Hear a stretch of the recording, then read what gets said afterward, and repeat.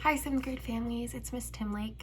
Today I'm going to be talking to you about social media and games, incorporating them into the classroom and teaching students about them.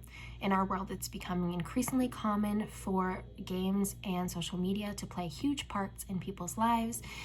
And it can be scary and overwhelming to think about all of the ways in which children are interacting with these sites, interacting with each other, etc. And so I think that it is extremely important to introduce students to these topics in a classroom environment that is safe so that they feel prepared and safe when interacting with these things outside of the classroom.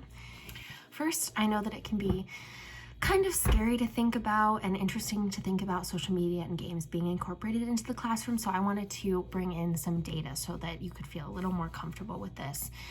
So in a survey from TechJury about who plays video games in 2024, it says that over 70% of parents believe that video games have a positive influence on their children's lives, and over 60% of Americans play video games daily. In addition, there is a survey from Sprout Social that shows specific breakdowns of ages and percentages of different users of popular social media sites. For example, Instagram has over 2 billion monthly users, and its largest age group is 18 to 24-year-olds at 30.8% of users. While this is older than our students are currently, it shows how popular social media sites are with people not far from our students' age and with the population as a whole. Because social media is so common in all of our lives, it's important for students to be prepared. The first thing that I'm going to be talking about is Minecraft and Minecraft education in particular. Minecraft is something that you're probably very familiar with. It's a way for students to learn about architecture, math, and just to make connections between what they're learning in the classroom and what they're familiar with on the outside world. Here I am taking you through the website, some of the lessons that they already have. The next idea that I have for using these concepts in the classroom would be to incorporate social media sites that are specifically made for education for teachers to use in the classroom. This is a way for students to collaborate with and learn from each other in a way that is monitored. This can be a space where teachers can post resources, activities, materials from the lessons, extra practice, videos explaining concepts, and that can allow for students who have missed a class or who don't understand a concept to look back at class materials. It also allows for students to interact with each other in a way that is monitored. They can collaborate with each other. They can learn about online etiquette. In addition, there's so many ways that you can access online versions of manipulatives. For example, online geoboards or tangrams. Geoboards are the boards that have spikes sticking up that you can make different shapes with rubber bands. Oftentimes, there aren't a lot of materials in classrooms, so this is a great way for students to interact with and learn about games and use materials in a way that allows access for everybody. Tangrams are shapes. You can make puzzles with them. You can make different, follow different patterns. You can make different designs. These are great opportunities for students to play inside the classroom, and they can also access them outside the classroom, even if there's not always materials available, and this is a way to strengthen that homeschool connection.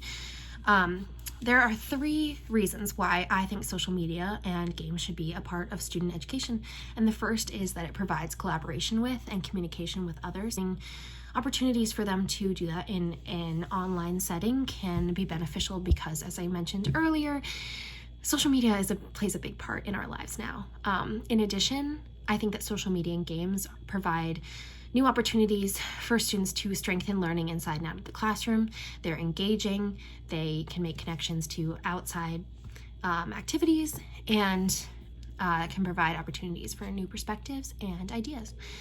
In addition, games and social media can increase problem-solving skills as well as critical thinking skills and computational skills that students need to use in other areas outside and inside of the classroom.